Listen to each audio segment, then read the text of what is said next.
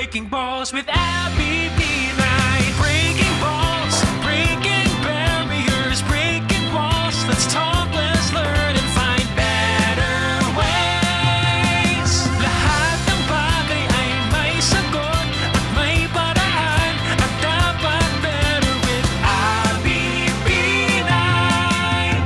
Edukasyon, turismo, kalusugan, climate change, local governance, sports, batas at pamilya.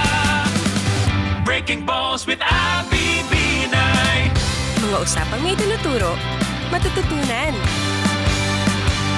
Breaking Balls with Abby Binay.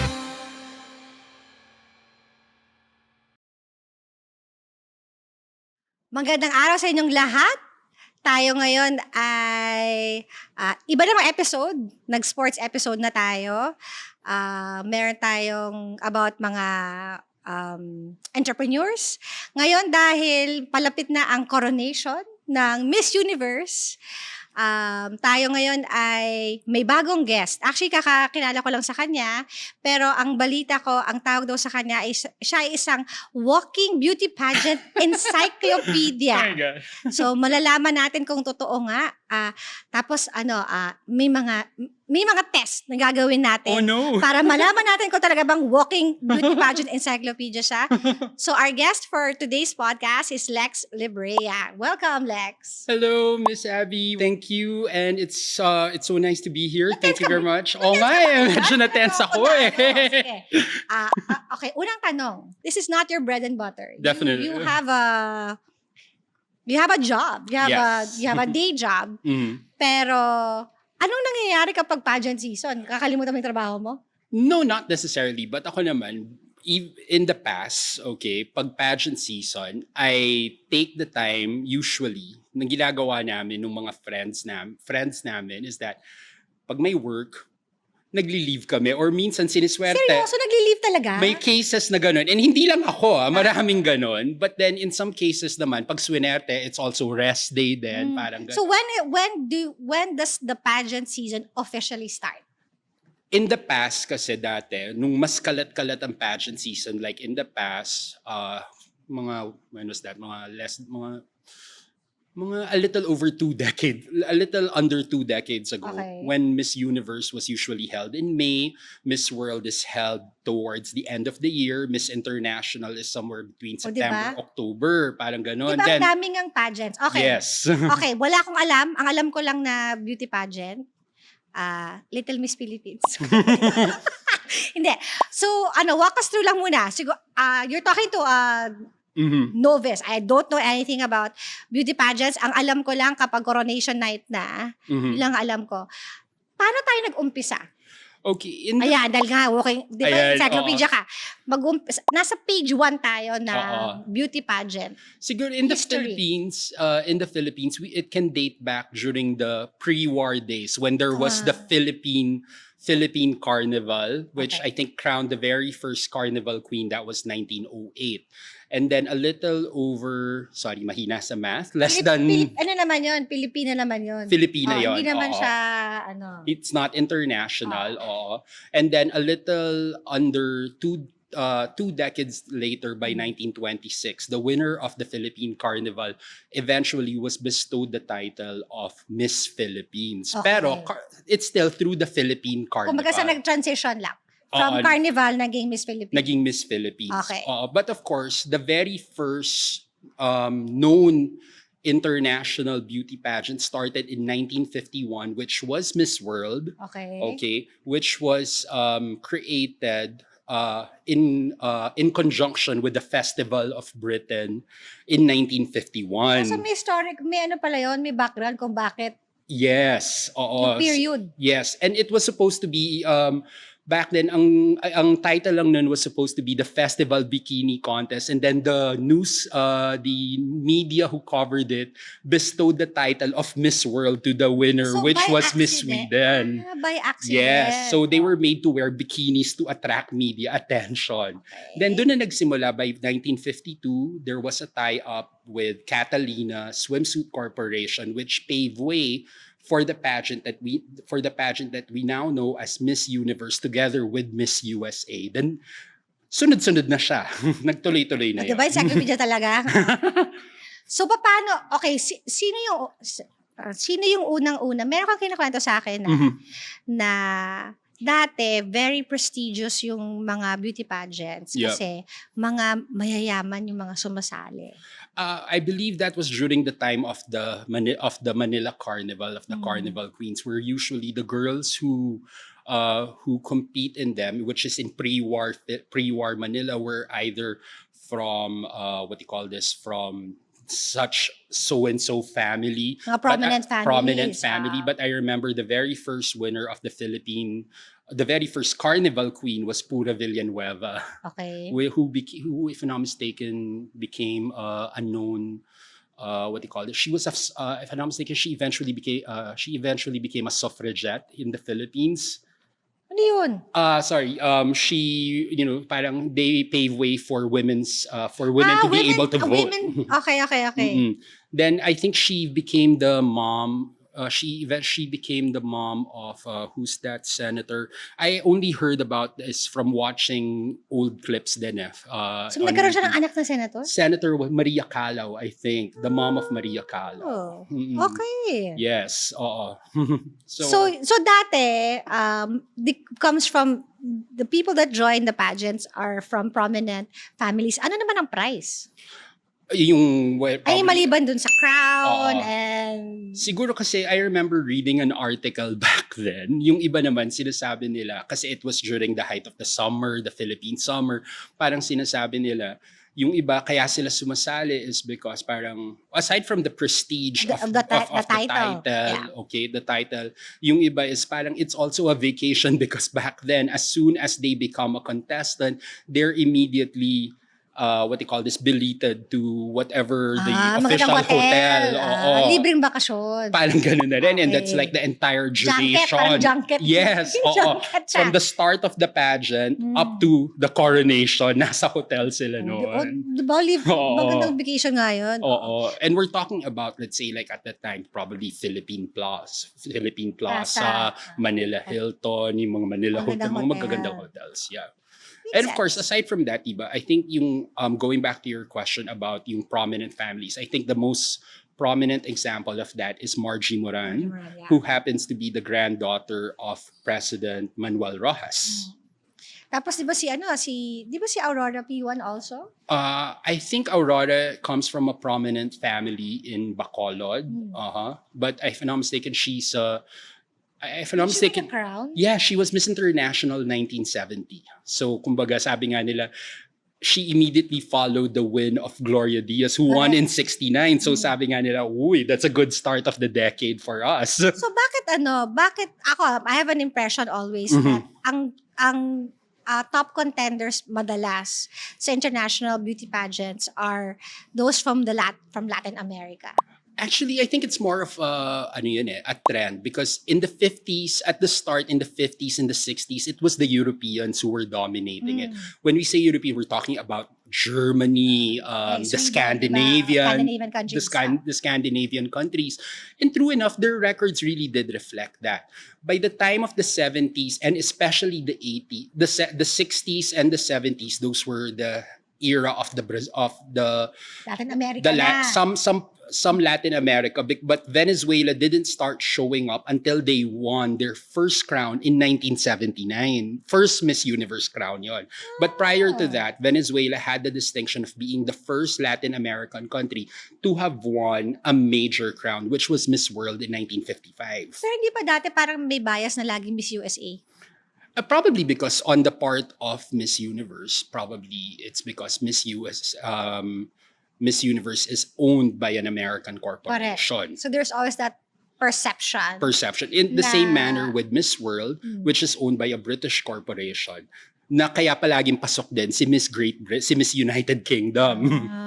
So siyempre may politics din yun. I'm sure there are some hints of politicking involved. Pero again, in the past kasi, iba naman kasi nung time na yun eh. Parang, again, di ba, parang back then, they're, how do I say it? I'm not saying they're not judged for their intelligence, but siguro... Judged for their intelligence? Oo, no. Pero kasi back then, I think the times were more simpler, but in fact, in the early days of the pageantry, there were even calls to boycott them because of the swimsuit competition. Because especially at the beginning, at the early days of the pageant, like in Miss Universe, the winner didn't get crowned in an evening gown until 1960. In Miss World, it wasn't until 1976. Lagi naka-swimsuit pag Yes. nagko-coronation. Yes.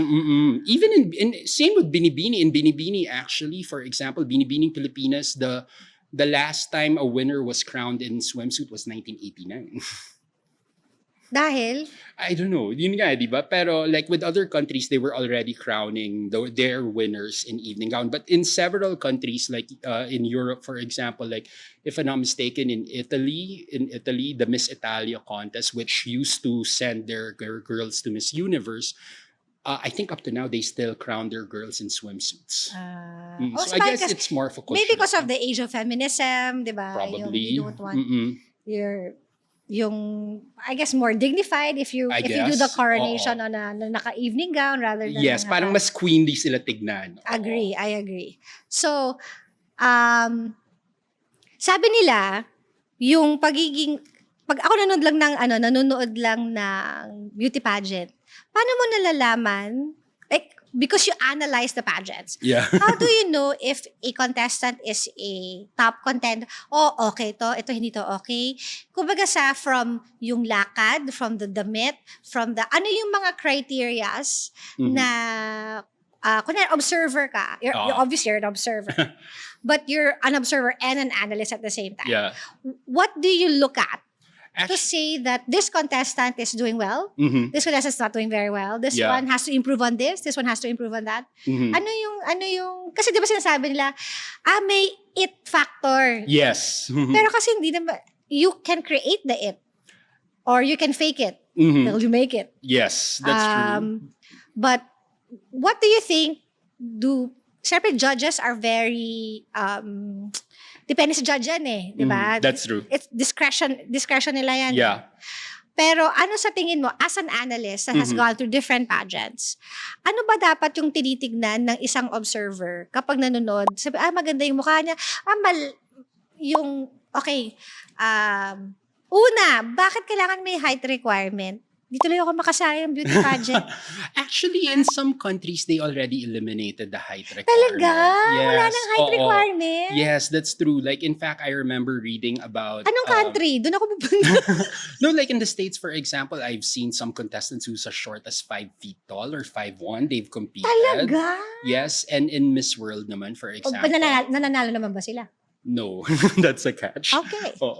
But like I remember with Miss World, for example, Julia Morley, who owns Miss World, said you can be 5'1" and be Miss World. She said that.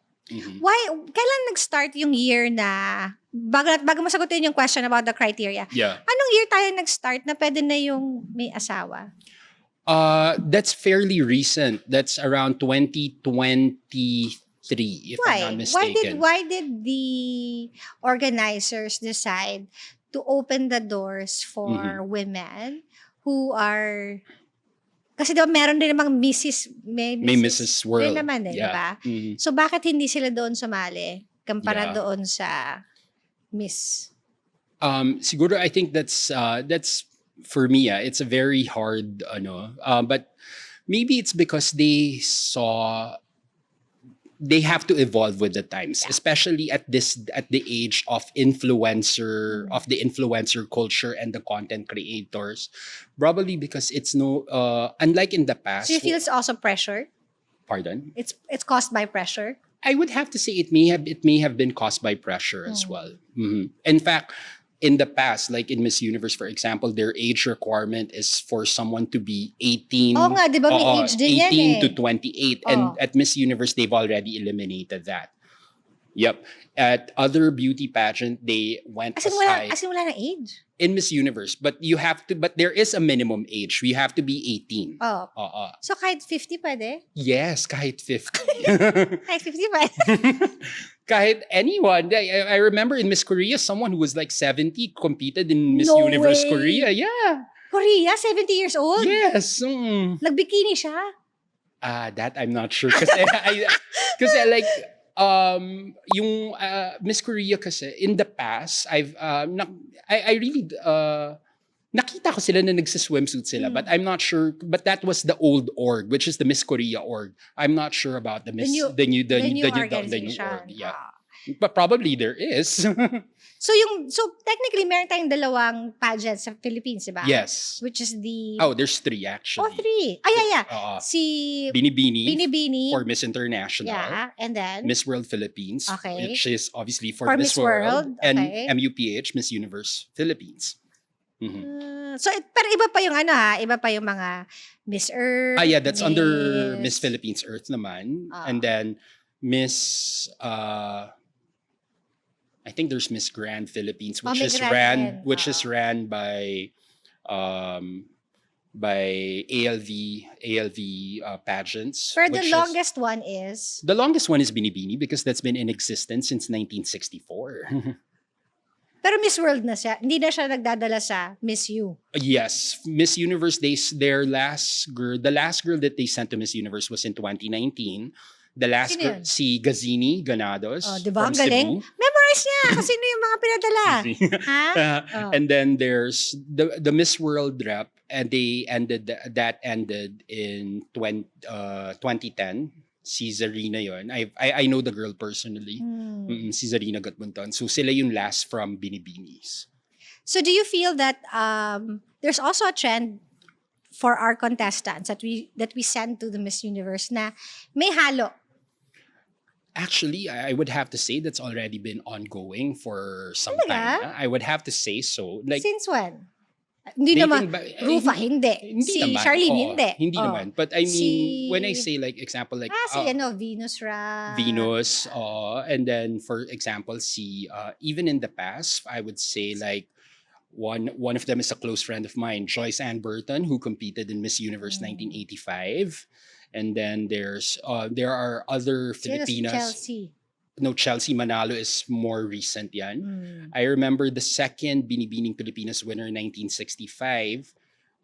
When she competed, 1965. Yeah, she's half what? I think half American. What she did was she flipped her name because her real name was Luis Aurelio Vale. But to make it more Filipina, she flipped it to Luis Vale Aurelio. She's Ilongga as well. Para mas Pinoy yung niya. Yung last name niya. Yes. So there's talagang mas maraming mga mixed. Yeah, I would have to say for the longest time naman, we're already the country in general, we're already a melting pot of That's true naman. Of cultures naman because of the years that we've been colonized, not only by the Americans, by the Spaniards and all other Europeans who came in here, diba? So I would have to say, for the long, I'm sure one way or the other, we don't know. We were probably siguro. I don't want. We don't. We're really a mix of nations. So bakit sabi ng isa kong kaibigan, ang beauty pageant daw parang pag may laban si Manny Pacquiao, lahat tahimik. Lahat na nasa TV nanonood. Yeah. And beauty pageants are unifying. Yes. So kung yung mga members ng LGBTQ, nag-aaway sila kung sinong pinakamaganda, pinakamagaling. Yeah. Pagdating sa beauty pageant, everyone comes together to root for that one candidate. Yes. You agree? I agree. Na for a change, hindi tayo divisive. Pagdating sa beauty pageant, pag sinabi natin, eto ang pangbato natin sa Miss Universe, lahat tayo susuportahan siya. Yeah. Meron ba tayo naging contestant na naalala mo na hindi hati? Meaning may mga Pilipino mixed reaction na hindi siya bet. Tapos may mga Pinoy naman na bet siya. For Miss U, ha? Can I plead the fifth for this one? Kasi mababash ako dito. But pero meron. Meron. Definitely meron. More than one? More than one. Oh, really? Probably I would have to say more pa nga. Probably, especially in the older times. Sabi nga, I remember a former... Talaga? Akala ko naman pag sinabi nila, di ba, Hindi, ano yan, lahat tayo support natin kasi she's representing the country. Hindi ganon. Hindi ganun. I remember one of them was, because this was a very public, she was very, with this one was, when Melanie Marquez competed, when she competed in Miss International, I remember reading and hearing from people how badly she was bashed, because I think, di ba, yung doon na, the famous quote na, long-legged. Yun. Which is parang, I remember I saw a clip of that interview. Tama naman sana lahat, except for that very last word, which made it grammatically incorrect, because she said, and unfortunately, yun yung na-highlight. Yun yung na-highlight, which is the sad part. Yeah. Oo, yun yung na-highlight. But kahit ano naman gawin mo si Melanie Marquez, even to today, kahit tingnan mo siya, malayo pa lang. Oh my God, sino yan? Yes, and I would have to agree. I've had several encounters with her. I remember meeting her na walang makeup. And I was like, hi. Diba? Kasi siya talaga yung alam ko na may it. Yes. I have not met anybody. And nakakaaliw siya. Yun ang masasabi ko. Yung malayo pa lang, sino yan? Sino yan? Yes. Oo. I remember when I saw her, she was just in a simple long sleeve blouse, jeans, and sneakers. Like, may dating, my God, that's diba yun yung may that's ano Miss talaga? Mimi. May dating talaga. May dating May talaga. ganun talagang mga tao na Yes. yung pagpasok sa kwarto lahat kayo patahimik. Yes. And it's hard to explain it, to be honest with you. Kasi going back to... Do you feel that it's something that you can learn? No, I have a feeling no. Kasi based on all the pageants that I have watched na rin growing up, from way back and up to the most recent one, no, it's something that is intrinsic with the girls talaga, na like the presence, hindi mo yan matuturo eh. Nasa girl yan kung paano nila ilalabas yung sarili. Kung paano hindi nila hindi yun napapractice. In my opinion, no, hindi napapractice yun. Mm-hmm. You can practice the walk, you can practice how you talk, how you do your hair, your projection and everything. But the presence, no. Hindi mo siya mapapractice. If you like to watch our episode, don't forget to like, share, and subscribe Breaking Balls with Abby Binay. Yes. At don't skip the ads. Kailangan ko ng pera, guys. Yes. Kailangan natin ng pera. Oo nga. Okay, so back to Lex. Yeah. So,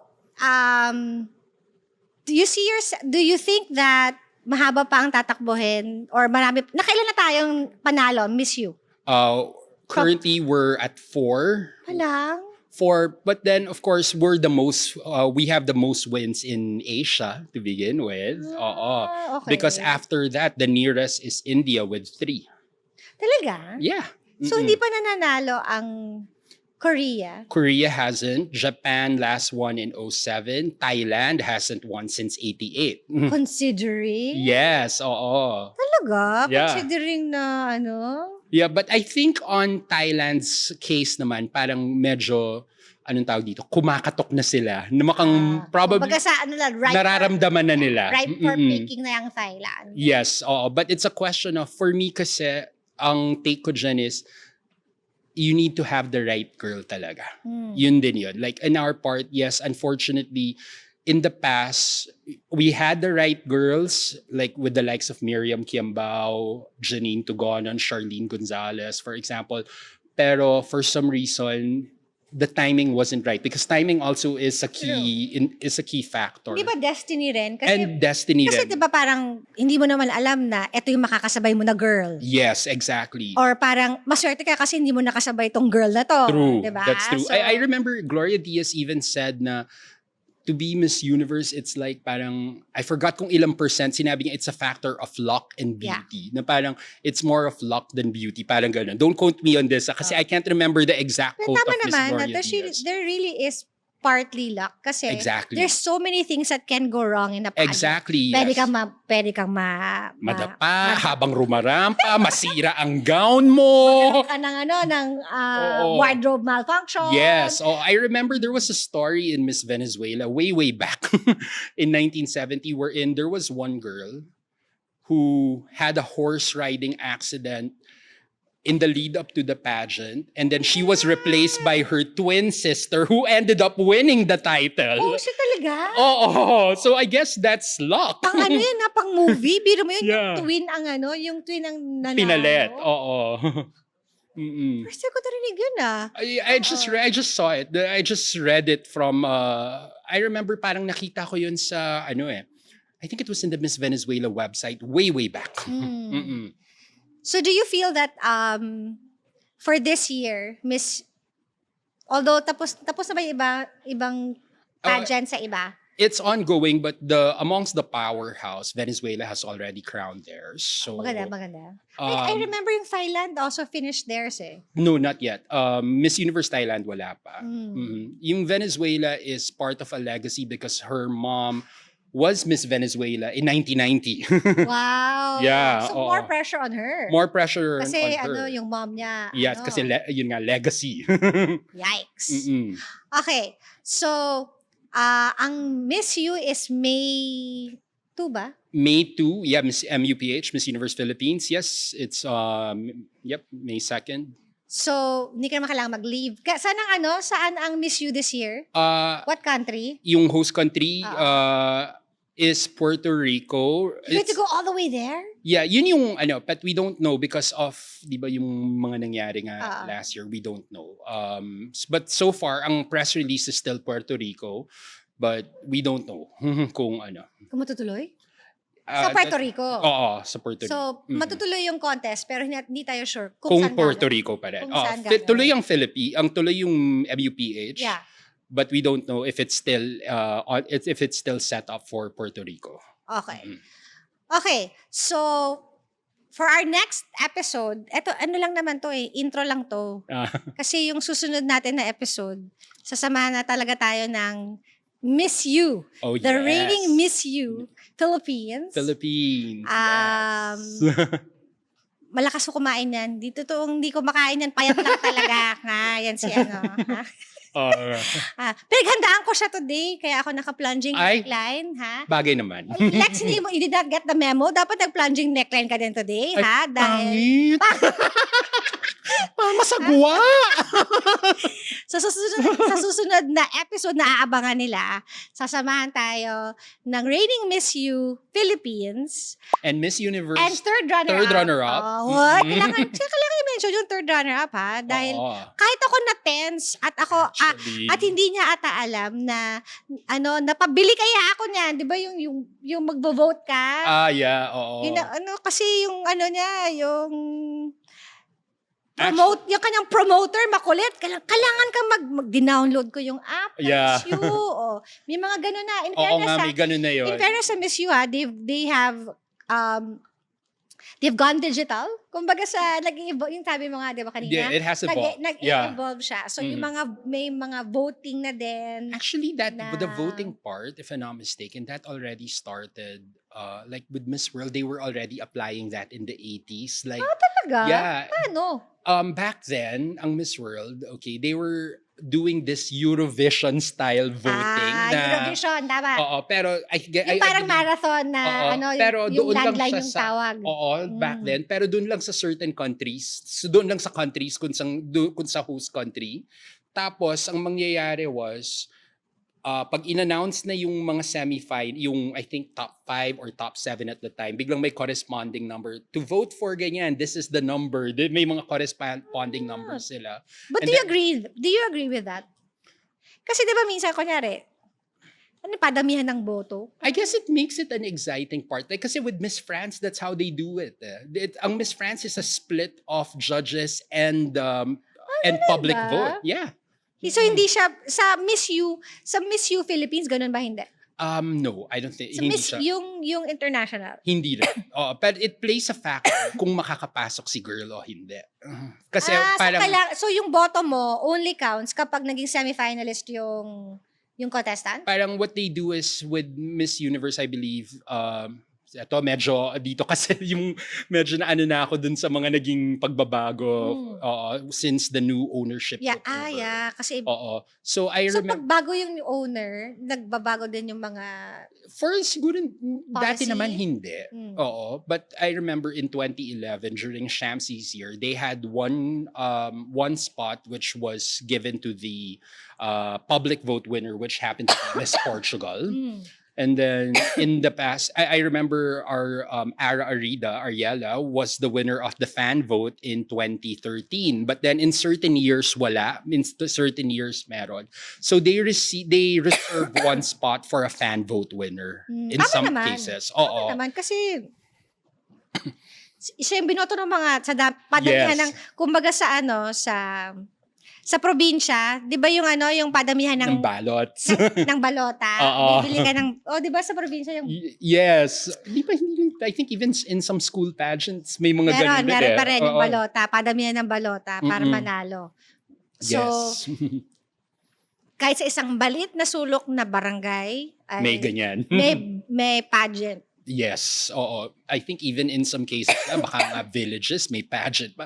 Kung ang villages meron, paano pa ang barangay and di ba? Meron ba sa village? Parang wala ako nabalitaan. Well, probably. I don't know, probably. I'm sure sa mga barangay, Definitely. and that's part of their, I think kasama yan doon sa kultura natin ng, Community na building. yung sa fiesta. Fiestas, yes. Na merong coronation, Yeah. may ka sa mga contest. Yes, that's Diba? true. Little Miss Philippines, may pet contest. Oo nga merong- eh. Lahat na ng variations. I remember in Thailand, I saw a video na yung meron silang contest for the really big people.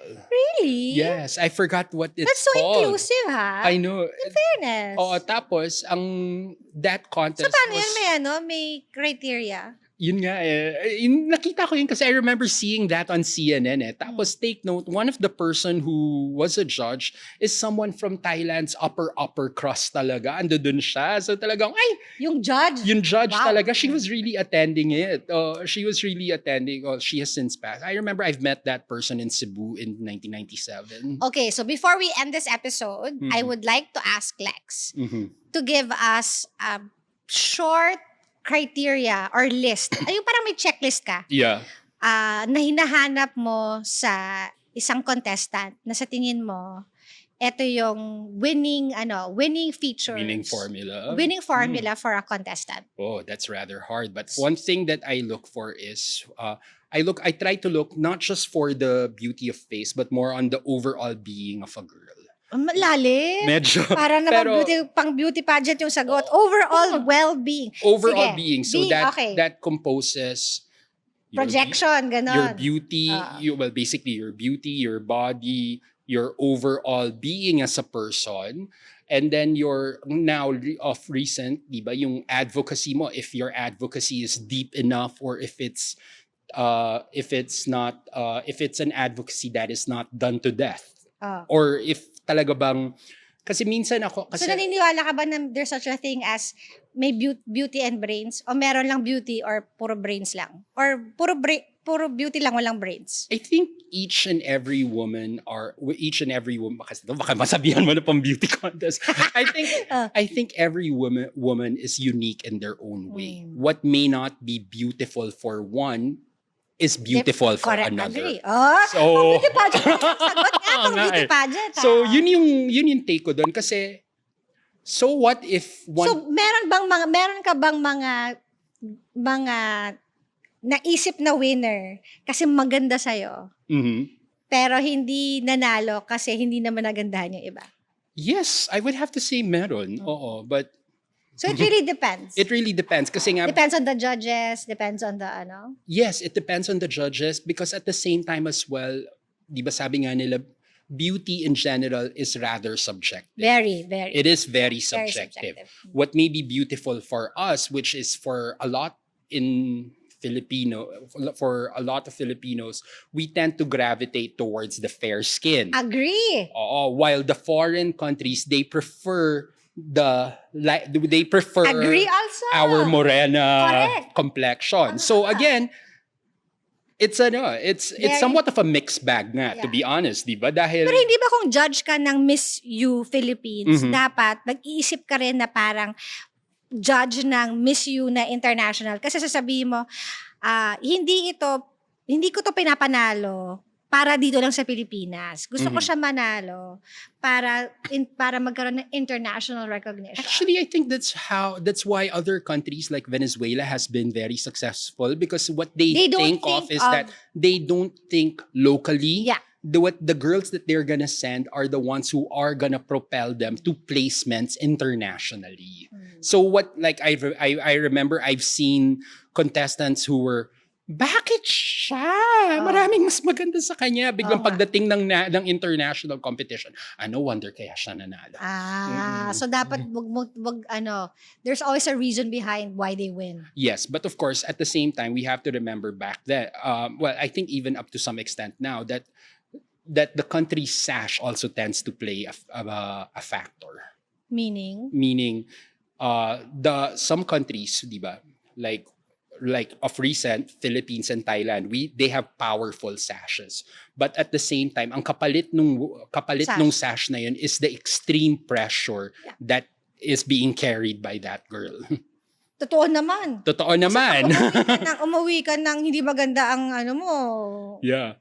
Yari ka. Totoo. I remember I was reading in a former pageant forum. This was way back. Ang tagal na nito. Then they were telling a story of, this was in the 1970s. Parang sinabi niya, ay nako, nung natalo yan sa Miss Universe, kung pwede pupunta ako ng airport, babatuhin ko ng bulok na kamatis dahil nawala yung streak. Parang gano'n. Sabi ko, ano ba naman tong mga tao na to?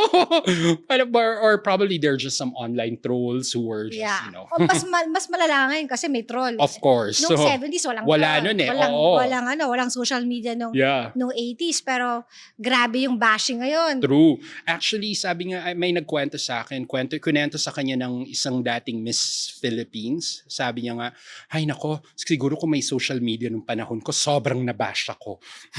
Malayo. So other than yung buong being niya, can you actually judge a contestant if you only ask one question and the answer is very, very short? Parang hirap, di ba? Mahirap siya, pero... Para sabihin, matalino siya. Hindi siya masyadong matalino. Diba? But because sometimes, diba, there's what, diba, in my opinion, may pre-pageant naman. But then at the same time, siguro what some of the judges also gauge is that, are they looking for someone who is book smart or are they looking for someone who is street smart? Correct. Because minsan doon din nagkakatalo yan eh. Pero hindi ba nagkakatalo din sa tanong? Of course, because yun nga, di ba, sabi nga nila, pag napunta sa yung tanong na napakahirap, aray ko, umiyak. Isang tanong naman na parang napakadali naman. Napakadali or sometimes na parang, anong tanong yan? Tama. Na parang lalo na, let's say... So doon pumapasok yung luck? Doon pumapasok yung lock. Yeah, the lock of the draw. Kasi minsan hindi mo nakatayo ka dyan. Biglang binatuhan ka is, what is your favorite cookie? What is that? Example lang. Hindi ko inaral yun. Biglang another girl binatuhan is, if innocence is bliss, why do we seek knowledge? Parang, ba't parang... Diba? Example lang. Pero, do you agree that it takes a lot of work? It does. Because I again, in some cases pa nga, diba? Like, there are some contestants who've been preparing for pageants their entire lives, diba? Na yung iba nga is, but then maraming reasons kung bakit. Kasi like, yung iba is, they see it as a way for them to lift themselves out of poverty. I remember there's a story of a former Philippine rep to Miss World, wherein she joined. This was in the 60s, wherein she joined because the price was a sack of rice, and they really needed that because their family is not well off, for example. So again, maliban dun sa prestige, it's also financial. It's also financial for them, yes. And then, of course, like I remember there was a story back in the 1950s, Colombia's very first winner, where she was declared tax exempt for life. This was in the 1950s, so just imagine that. Swerte naman noon. Oo. So hindi ba swertihan din kung sa, yung evening gown na wala kang kaparehas. Pag sa evening gown, how do you judge it? For me, I judge not the gown itself. That's secondary for me. But what I judge there is the poise and the bearing of the girl, because yung bagsak ng gown and everything. Because you may wear a potato sack for all I care, but if you can make that potato sack look like a John Paul, a Galliano, or even so nasa nagdadala siya talaga. Oo. So hindi mo lang titignan yung gown. Yes, because I've seen girls who had the most beautiful gowns pero hindi naman nila mailakad. Diba? Tiis ganda. Tiis ganda na parang, ano At ba? alam mong nagtitiis sila. Alam mo, nagtitiis sila. I remember, this was in Miss Venezuela. There was this one girl, ang ganda-ganda talaga ng gown niya. Pero biglang, she seemed like she was dragging her Struggling, feet. Oo, she was struggling big time. Nakikita mo yung vibe niya na parang... Yes, because you see it in her face, you see it in her in her body language na parang, kung pwede lang parang, ang bigat, hindi ko maano, parang, pero nakangiti lang sila, pero deep inside you see the forced smile. Alam mo yung ngiti fake. Yes, oo. Yes, alam na alam mo. So yun yung mga titignan natin sa coronation night ng Miss You, Lex. Yes, Miss You, the So, Philippines. Join us in our next episode. Antabayanan po ninyo. Makakasama po natin ang reigning Miss Universe, Atisa Manalo. Yay! But first, you have to like, share, and subscribe. Breaking Balls with Abby Binay. See you. See you.